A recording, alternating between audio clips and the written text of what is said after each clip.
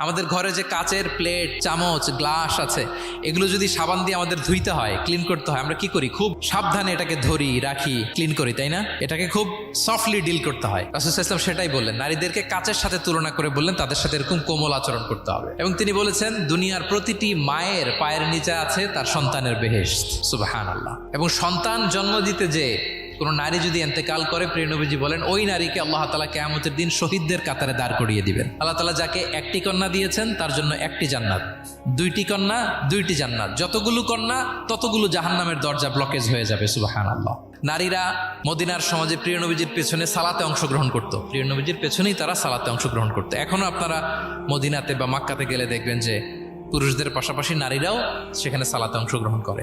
প্রিয় নবীজিকে ডিরেক্টলি তারা প্রশ্ন করতেন, কিউএস সেশনে অংশগ্রহণ করতেন, কোশ্চেনিং আনসারিং সেশন।